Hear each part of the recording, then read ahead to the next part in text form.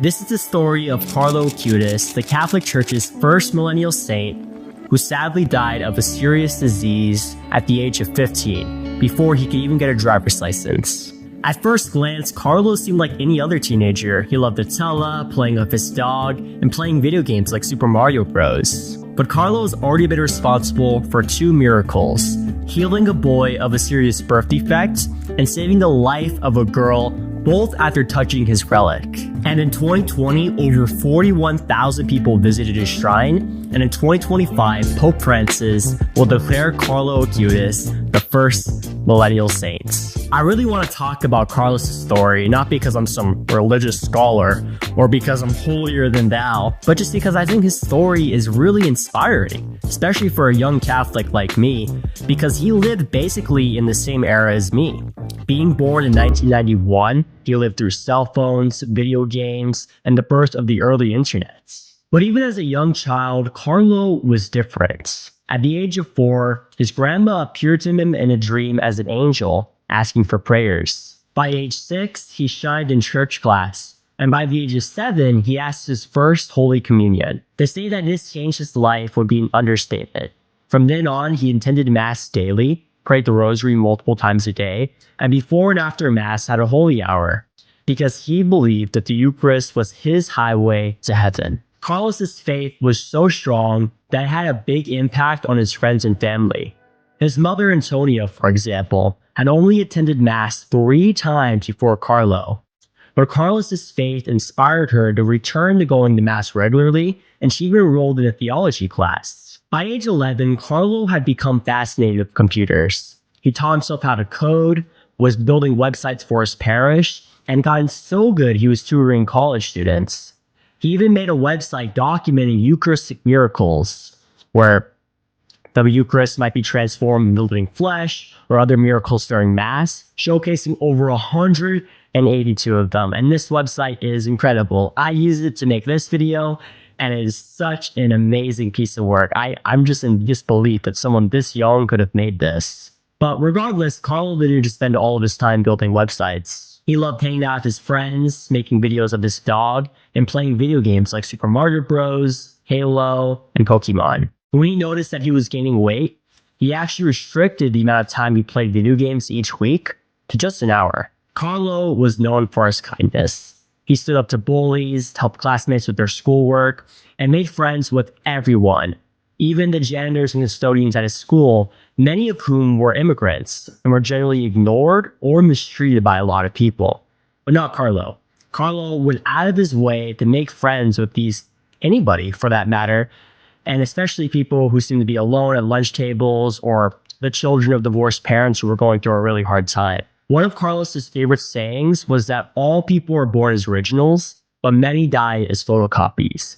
And he lived by these words, talking people out of watching porn and despising harassment against women. I know I sound like a broken record, but Carlo stood up for everyone. Carlo had a strong devotion to the Mass and Eucharist. He often said that when we stand before the sun, we get a tan. But when we stand before the Eucharist, we'll become more like saints.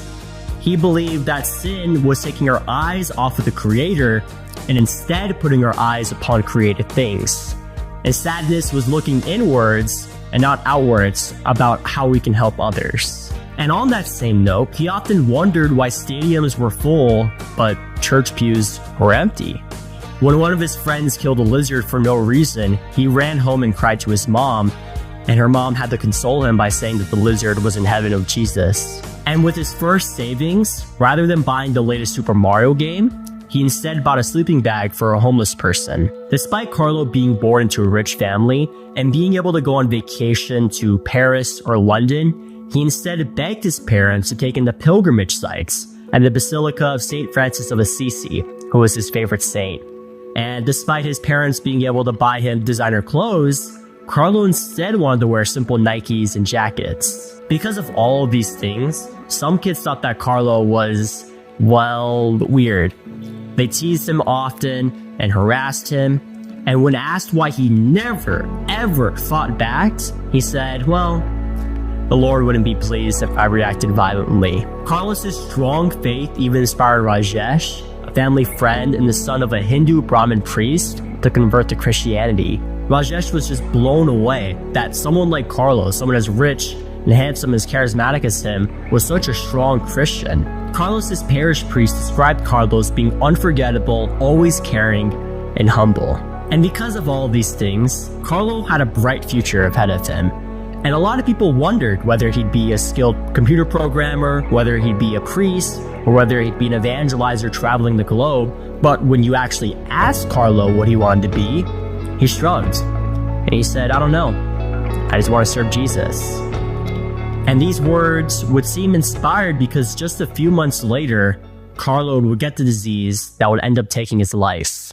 In 2006, Carlo initially thought he had gotten the flu, but it turned out to be leukemia, and his health got really bad really quick. One of the nurses remarked that they had never seen a patient undergo such extreme and sudden pain. Despite this, whenever Carlo was asked how he was feeling, he'd always reply, well, as always.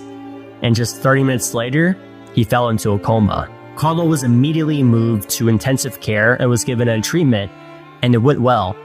But despite this, he was declared brain dead on October 11, 2006, and his heart would stop beating the next day. Carlos's final words were that he was happy to die because he had not wasted a single moment on anything that was unpleasing to God. Most funerals are sad events, but not Carlos. Instead, his felt more like a celebration. Friends, family, and people from all walks of life, especially immigrants and homeless people, were there. Many smelled lilies coming from his body. And when the priest finished the mass, the church bells rang. And many took this as a sign that Carlo was in heaven. At first, Carlo was buried in his family tomb, but was later moved to St. Francis of Assisi spot. But after Carlo died, he appeared to his mom as an angel, saying that he would become a saint.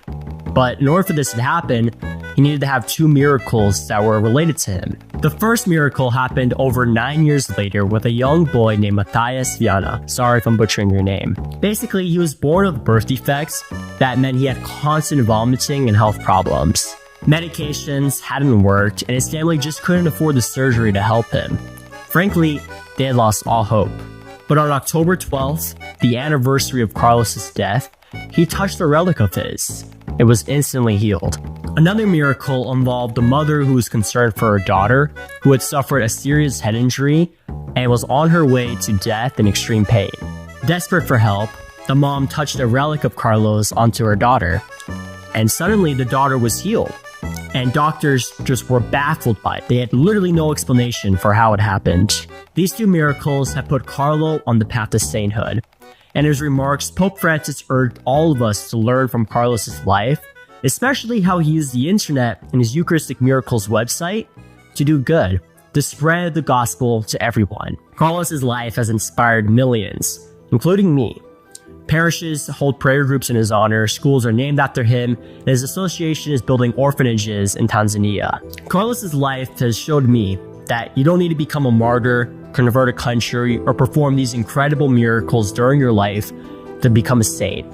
Instead, it's the little things that you do day after day that can bring us on the path to sainthood, and that no matter how ordinary we may seem, we can all become extraordinary in the eyes of God.